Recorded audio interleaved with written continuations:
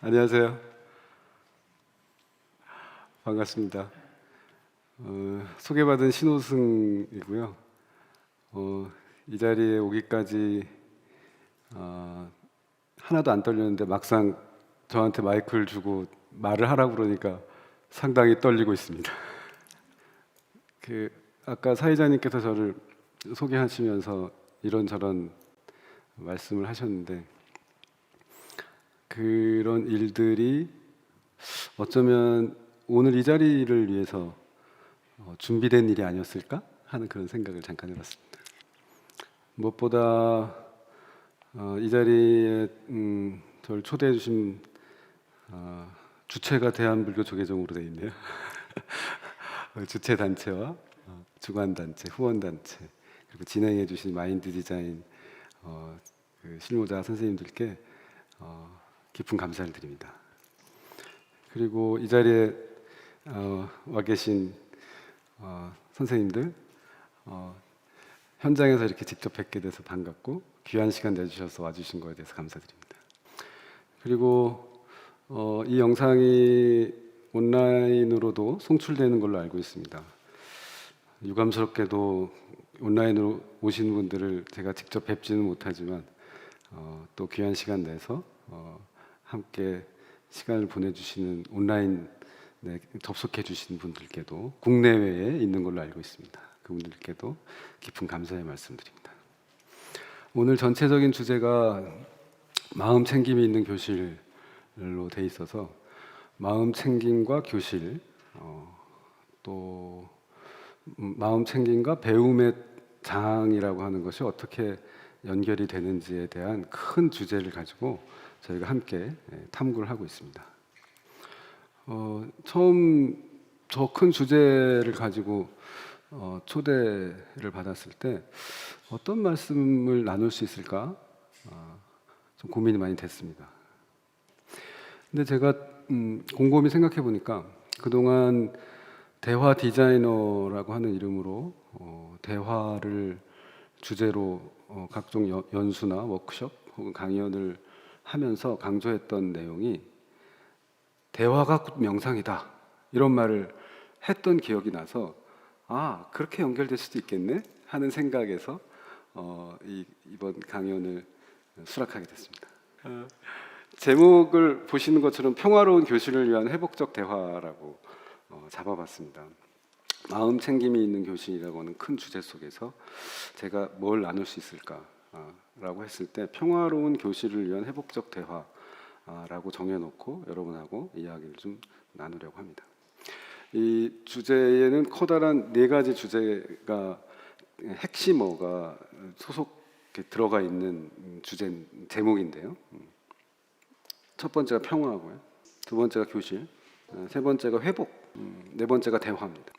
이 4가지의 핵심어가 지난 10여 년간의 제 삶에 있어서 핵심적인 주제어라고 해도 과언이 아닌데요. 그래서 하나하나 핵심어를 중심으로 해서 또 이야기를 해보도록 하겠습니다. 무엇보다 저 자신을 위해서 그리고 여기 계신 오프라인에 참여하신 분들 그리고 또 온라인으로 참여하신 분들이 지금 이곳에 에너지에 자신의 몸과 마음을 일치하기 위해서 짧은 명상과 을 하고 그 다음으로 진행해 보고 싶습니다. 우리의 안과 밖은 연결돼 있으니까요. 그래서 여긴 어디고 나는 누구인가에 대해서 잠깐 눈을 감으셔도 좋고 뜨셔도 좋고 지금 여기에 공기, 냄새, 온도, 소리를 느끼고 지켜봐 주세요. 내가 이 워크숍에 이 컨퍼런스에 참여하고 있는 동기를 점검하십시오. 그리고 여기에 내가 있음을 알아차리세요. 어떤 감정이나 생각 또는 이미지가 떠오르는지 살펴봅니다. 먼저 몸을 봅니다. 편안한지 불편한지 어떤 감각이든 그것이 무엇이든 환영하고 알아차립니다. 감정을 한번 보세요. 설렐 수도 있고 불안할 수도 있어요. 답답할 수도 있고 기대가 될 수도 있어요. 무엇이든 온전히 받아들입니다. 생각이 올라올 수도 있습니다. 어떤 생각이든 흘러가도록 내버려 두세요. 한 10초 정도 지금 이곳의 에너지에 머물면서 함께 시작하도록 하겠습니다. 고맙습니다. 다시 이곳으로 와주시기 바랍니다. 제가 아주 좋아하는 시로 여러분을 초대하고 싶습니다. 아마 많이 보신 시일 수 있는데 루미의 여인숙이라는 시입니다. 제가 번역을 해봤습니다. 영어로 되어 있는 거예요. 제가 한번 읽어보겠습니다. 바로나 인간은 여인숙이다. 매일 아침 새로운 손님이 오신다. 기쁨, 절망, 슬픔, 그리고 약간의 순간적인 깨달음이 예기치 않은 방문객으로 찾아온다. 그 모두를 환영하고 맞아들이라. 설령 그들이 슬픔에 무리어서 그대의 집을 난폭하게 쓸어가 버리고 가구를 몽땅 내가더라도 그렇다 해도 각각의 손님을 존중하라. 그들은 어떤 새로운 기쁨을 선사하기 위해 그들을 말끔하게 하는 것인지도 모르니까. 어두운 생각, 부끄러움, 후회, 그들을 웃으며 맞으라. 그리고 그들을 집 안으로 초대하라. 누가 오든 감사하게 여기라. 모든 손님은 저 멀리에서 보낸 안내자들이니까. 지금 여러분의 여인숙에는 어떤 손님이 찾아와 있을까요? 저는 약간 떨립니다. 떨림이라는 손님이 와 있어요. 우리 사회자님은 어떤 손님이 와 계실까요? 저는 신호승님이 와 계십니다. 신호승은 그 여인숙에서는 어떤 사람인가요?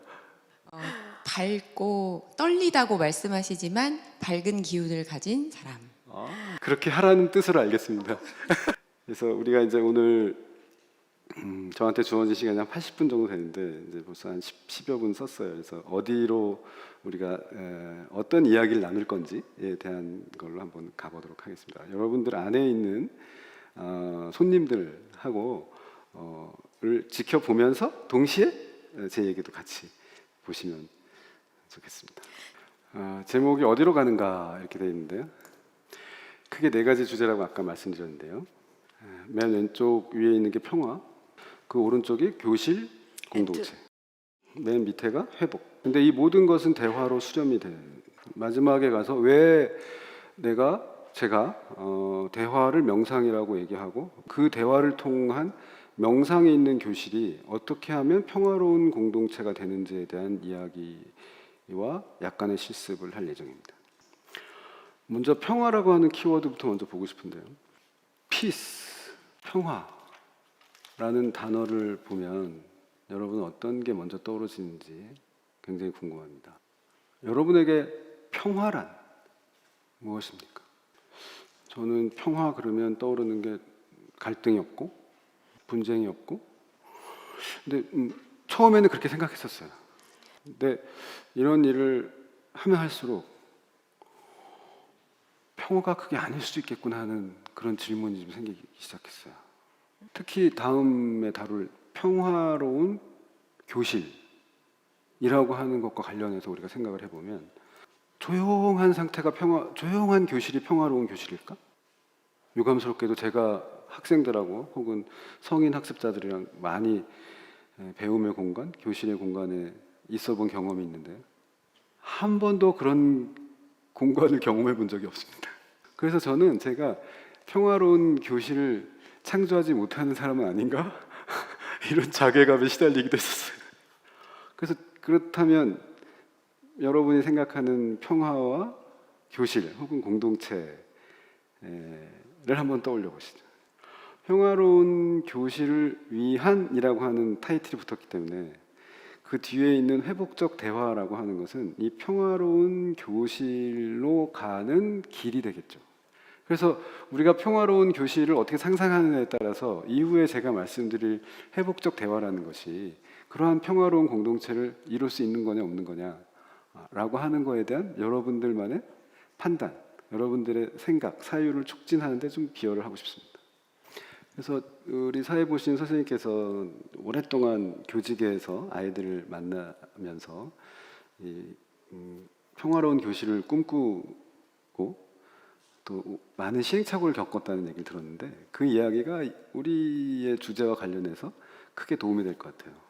선생님이 경험하셨던 평화로운 교실, 선생님이 생각하시는 평화로운 교실에 대한 경험을 좀 나눠주실 수 있을까요? 제가 3일간 이제 컨퍼런스에 참여하신 분들은 이미 잘 알고 계시겠지만 마음 챙김이 유지되는 그 채현한 교사는 그 아이들에게 안정감을 주고 그럼 그 아이들이 창의력을 발휘해서 협력할 수 있다라고 하는 걸 이미 이해하고 계실 겁니다. 그래서 이 제 경험을 말씀드리면 제가 생각하는 평화로운 교실은 상호 존중 속에 안정감이 있는 교실입니다. 제가 교직에 첫 발을 내딘 게 23살이었는데요. 그때 처음 만난 친구들이 남고였습니다. 남자 고등학생, 아주 익사이팅하지요. 그리고 16년 동안 근무했습니다. 제가 아직도 기억나는 일이 있는데요. 제가 이제 신체 검사를 해야 돼서 얘들아 앉아라고 했는데 아무도 안 앉는 겁니다. 그래서 제가 당황하고 있는데 갑자기 애들이 조용히 자리에 착착착 앉는 거예요. 그래서 이게 무슨 일인가 하고 뒤를 봤더니 저희 학교에서 가장 등치가 크고 무서운 선생님이 그냥 서 계셨어요.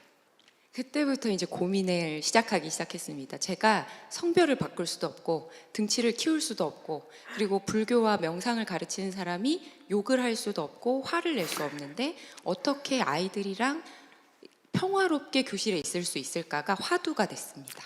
그래서 이제 수차례의 그 시행착오를 경험하다가 규칙을 정해야겠다라고 해서 3월에 아이들을 만났을 때 3가지 규칙을 한 달 동안 내내 가르쳤습니다. 첫째, 상호 존중, 둘째, 말, 셋째, 자세였어요. 그래서 저는 아이들에게 존댓말을 쓰는데요. 얘들아, 내가 존댓말을 하는 이유는 여러분들을 존중하기 때문이에요. 그래서 여러분들도 저를 존중해 주셔야 돼요. 라고 얘기합니다. 그리고 예를 들어서 설명합니다. 아이들을 부를 때 아가 앞에 보자 라고 할 때 보는 아이와 죄송합니다. 야 앞에 봐 라고 할 때 보는 아이와 야 땡땡 앞에 봐 라고 할 때 보는 아이가 있다. 그렇게 이야기를 하면 이제 애들이 눈이 3번째 때문에 눈이 동그래집니다. 그러면 2번째, 3번째 때 반응한 친구들은 나한테 미안할 게 아니라 스스로한테 미안해해야 한다. 왜냐하면 내가 아가야, 학생이라고 얘기할 때 보지 못하고 안 좋은 말을 했을 때 자기 자신을 일깨웠기 때문이다라고 이야기를 해줍니다. 그렇게 한 달을 연습하면 이제 한 달 후에 아가 그러면 다 쳐다봅니다. 그리고 2번째는 말인데요. 우리 남학생들이 말을 할 때 이제 감정이 격해지면 이제 조금 억양이 심해집니다. 그래서 예를 들면 제가 그런 거 아니에요 라는 말을 제가 그런 거 아니에요 이렇게 얘기하거든요.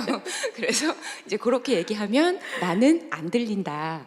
법사님, 제가 그런 거 아닙니다 라고 얘기해야 들린다 라고 예를 들어줍니다. 네, 이렇게 하면 아이들이 이제 그런 급박한 상황 속에서 제가 그런 거 아니고 안 들려 라고 하면 일부러 더 제가 그런 거 아니에요 라고 하면서 상황이 재밌어집니다. 네, 그렇게 되면은 또 아름답게 일이 해결되고요. 마지막으로 자세는 학생들이 이제 자세가 워낙 그 불량하게 앉아 있다 보니까 스스로 자세를 위해 이렇게 바른 자세를 위해서 앉자라고 이렇게 얘기를 해주면 이렇게 얘기를 해주는 겁니다. 네, 그래서 3월 한 달을 이렇게 지내면 3년을 저와의 공간에서는 굉장히 평화로운 관계를 유지할 수 있었던 경험을 아까 말씀을 드렸었습니다. 하지만 중요한 것은 마음 챙김이 안 되는 제가 뭐 너무 바쁘고 혼란스러운 날에는 교실도 아수라장이 된다는 겁니다. 그래서 저는 잘 지내고 있습니다. 감사합니다. 평화로운 교실이 그냥 만들어지는 게 아닌 거죠. 방금 사례에 비춰보면 평화로운 교실로 가기 위한 지난한 여정이 있었던 거죠.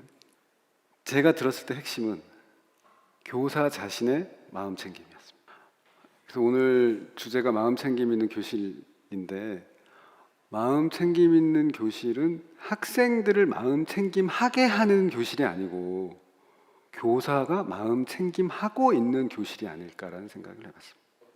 평화로운 교실이란 주제로 다시 가보면 그 교실에서 무언가를 나누는 교사가 마음 챙김 상태에 있는가 아닌가에 따라서 그 교실은 평화로울 수도 있고 아까 아수라장이라고 얘기도 하셨는데 그럴 수도 있다. 오늘은 이제 3일의 마지막 차 컨퍼런스를 알고 있는데요. 그 앞단에서 그 교사의 마음 챙김과 관련해서 또 교사와 학생들이 어떻게 함께 마음 챙김할 수 있는지에 대한 여러 선생님들의 방법론과 경험을 여러분이 들으셨을 거로 기대하고 있습니다. 그걸 참고로 하시되 제가 아주 좋아하는 불교의 경구가 있어요.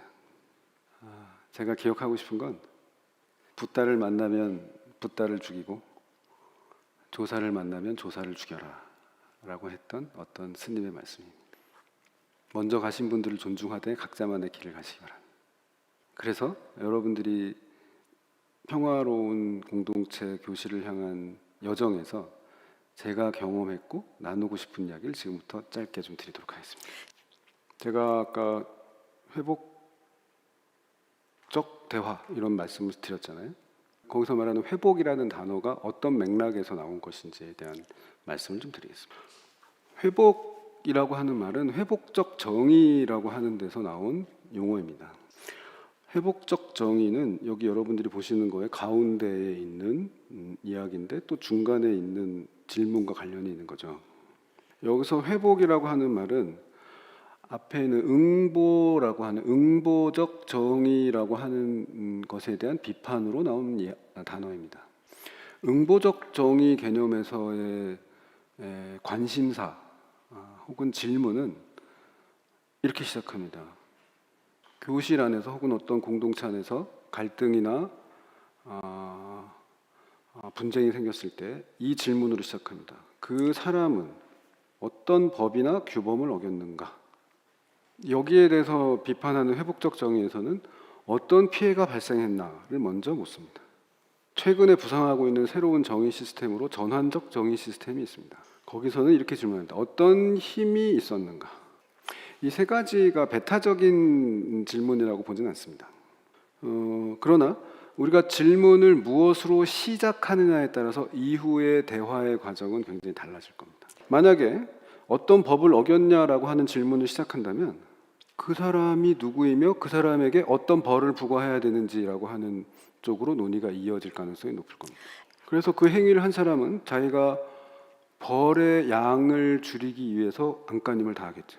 그 과정에서 피해자의 목소리는 완전히 상실되고 맙니다. 그러나 우리가 어떤 피해가 발생했느냐라고 하는 질문을 시작한다면 피해를 어떻게 복구할 것인지 그리고 그 피해를 유발한 행위자는 어떤 책임을 져야 할 것인지 그리고 그 공동체는 피해를 회복하기 위해서 무엇을 함께 해야 하는지라고 하는 물음으로 이어질 겁니다. 그리고 마지막으로 어떤 힘이 있었나라고 하는 것은 구조적이고 시스템적인 질문입니다. 그러한 일이 발생할 수밖에 없었던 구조적 요인은 무엇이었나? 그래서 그것을 우리는 어떻게 바꿀 수 있을 것인가?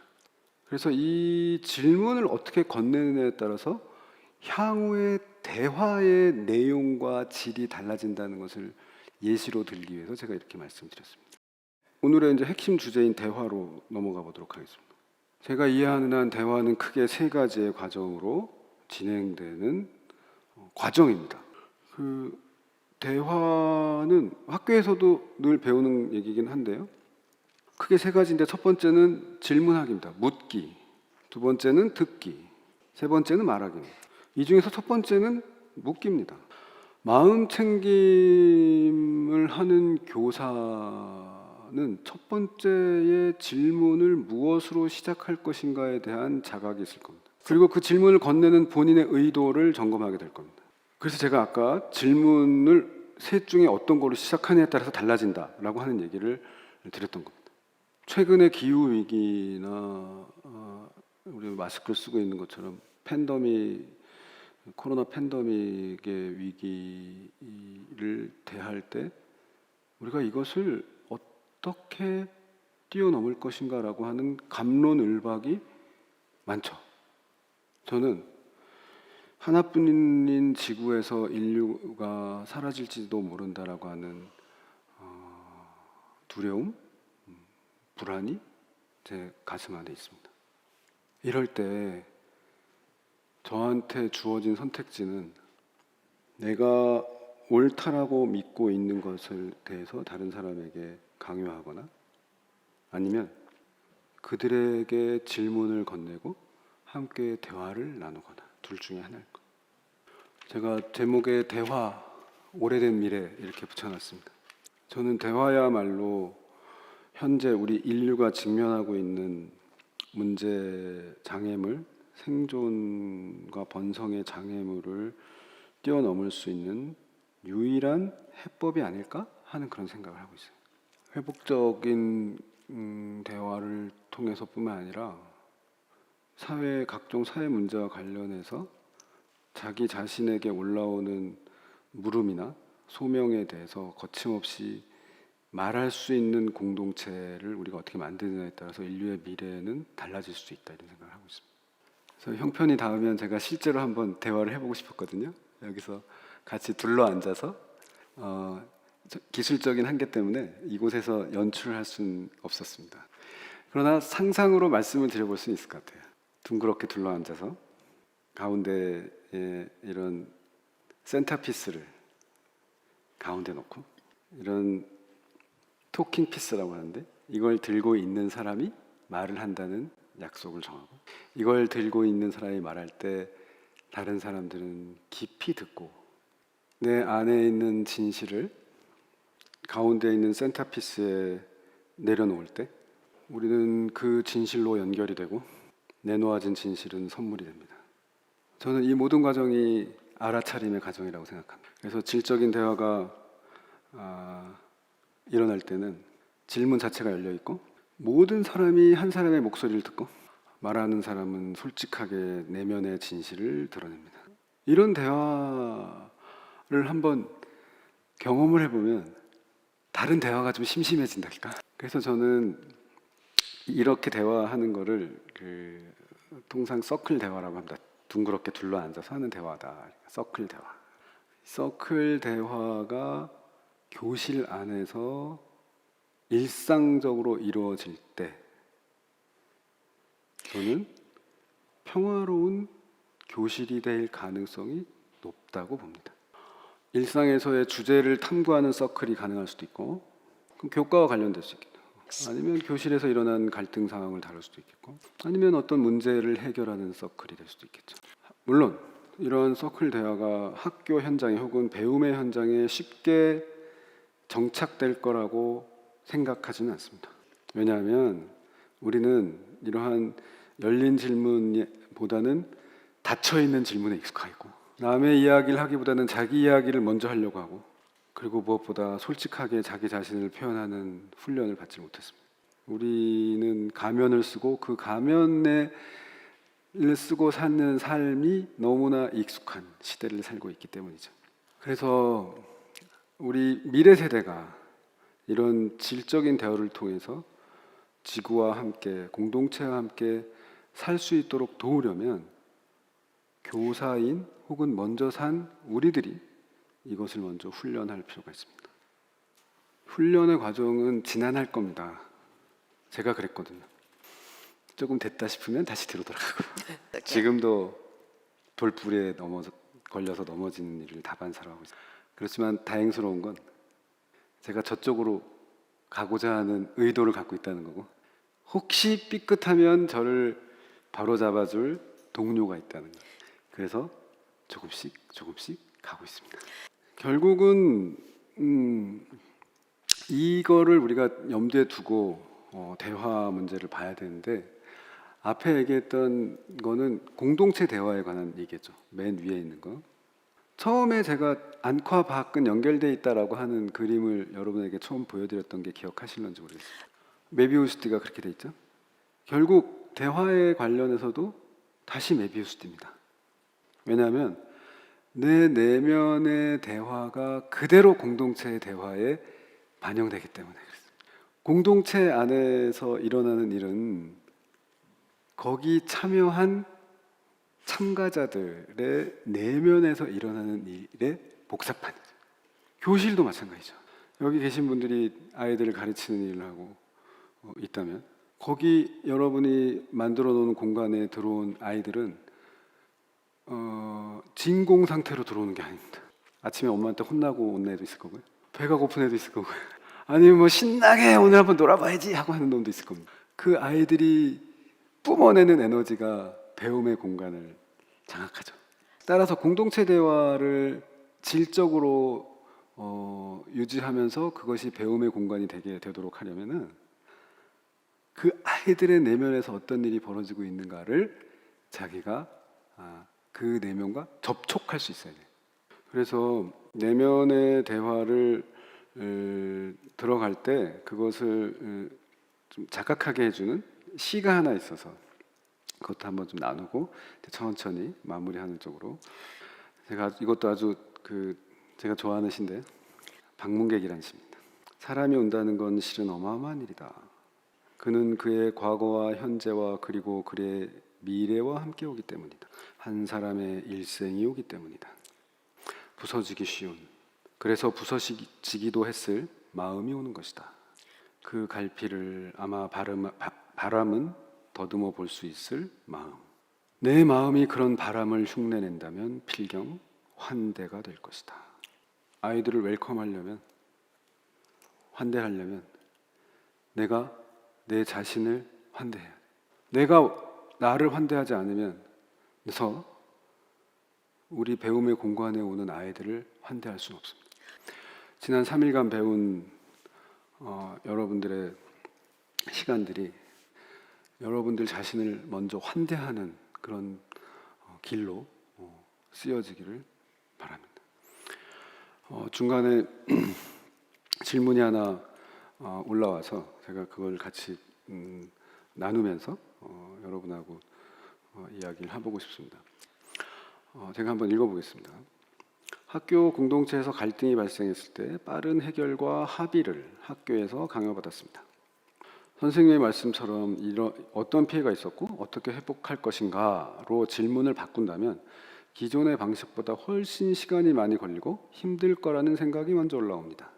이럴 때 어떻게 관리자들과 당사자들을 설득하고 함께 할 수 있을까요?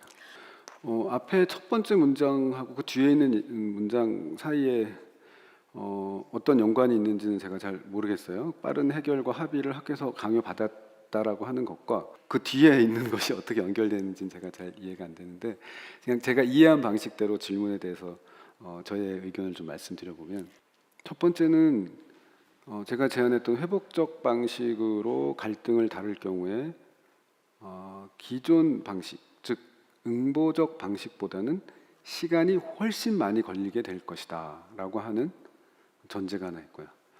네, 두 번째는 그렇게 시간이 많이 걸리는데 과연 학교의 관리자들과 당사자들이 그런 회복적 과정에 응할 것인가 라고 하는 회의가 있다. 그렇다면 그것을 어떻게 하면 이런 회복적 과정을 함께 나눌 수 있을 것이냐라고 하는 세 가지 질문으로 전 요약이 되는데 첫 번째 제가 이해한 질문이 맞다면 첫 번째 질문 즉 훨씬 시간이 많이 걸릴 거라고 하는 거에 대해서는 예스입니다. 기존의 방식 즉 응보적 방식으로 한다면 당사자들을 재판과 비슷한 형태로 기소하고 판결을 받으면 그 해결 절차는 끝난 것으로 가름하곤 하죠.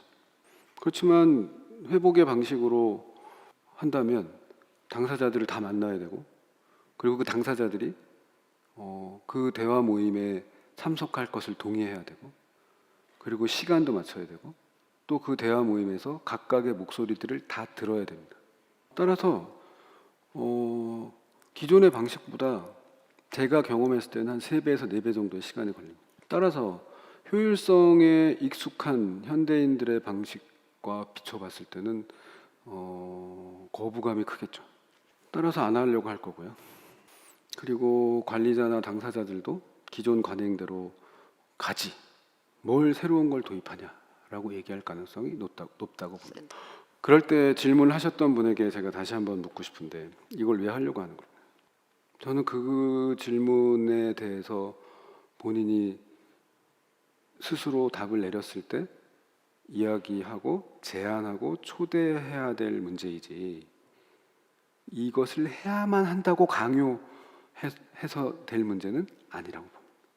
제가 불교를 공부하면서 알게 된 게 하나가 있다면 옳고 그름의 문제도 또한 서로 연기적으로 얽혀 있다는 겁니다. 내가 생각하는 옳음이라고 하는 것에 고착되어 있을 때 다른 가능성을 보지 못할 가능성이 없습니다. 평화로움이나 공동체나 회복적인 정의를 추구하는 사람들이 경계해야 될 가장 커다란 것이 자신이 옳다라고 믿고 있는 신념입니다. 구체적인 사안이 있다면 조금 더 자세히 얘기해 드릴 텐데 아직 그런 게 좀 접수가 안 돼서 그냥 원칙적인 이야기만 할 수밖에 없다는 거에 대해서 양해를 부탁드립니다. 두 번째 질문인데 여기까지 하고 좀 마무리하도록 할게요. 아가라는 호칭이 어떠신지요? 저는 학생은 학생으로 명명해야 한다고 생각하는데요. 제 안에 저항인지 모르겠습니다. 이런 질문이 있었습니다. 아까 우리 사회자 선생님께서 아이들을 부를 때 아가야 이렇게 부르는 거에 대한 질문이었던 것 같습니다. 질문하신 분은 학생은 학생으로 존중받기를 원하시는 걸로 제가 느껴집니다. 교사 학생의 관계가 부모 자식의 관계는 아니니까요. 저는 학생과 교사의 관계가 동등하게 배움의 관계, 성장을 지원하는 관계라고 하는 관점에 동의합니다. 다만 이 이야기를 듣고도 좋아하는 학생이 있을 수 있다는 것도 우리 염두에 둡시다. 왜냐하면 그 아이는 그 학생은 누군가로부터 그렇게 돌봄을 받고 싶은 그런 욕구가 컸을 수도 있기 때문에 그렇죠. 그래서 평화로운 교실은 아마도 이러한 불편함을 얘기하고 그것이 공론에 붙여지는 공간이 평화로운 교실이지 않을까 이런 생각을 해요. 마지막 질문. 학교 폭력 피가해 학생 혹은 피해 학생을 대상으로 마음챙김 명상을 시도해 보고 싶은데 혹시 유의할 점이 있는가라고 하는 질문입니다. 이 이야기라고 한다면 제가 밤을 새워서도 할 수 있습니다. 제가 올해 그 소년원과 소년교도소에 가서 우리 친구들을 만난 경험이 있어서 그렇습니다. 한 가지만 말씀드리면 그 공간에 올 분들을 초대하는 마음으로 만날 것을 부탁드리고 싶습니다. 초대를 한다는 말의 뜻은 그 공간에 그들이 올 건지 안 올 건지를 선택한다는 거예요. 초대와 선택을 시스템화해서 그들이 자발적 동기에 의해서 올 수 있도록 했을 때 비로소 마음챙김이 가능할 거라고 봅니다. 여러분의 과거와 현재 그리고 미래에 함께 오신 그리고 이 순간을 즐겨주신 여러분께 깊이 감사드리고 언제 어디서든 다시 뵙기를 청하겠습니다. 함께 해주셔서 고맙습니다. 마치겠습니다.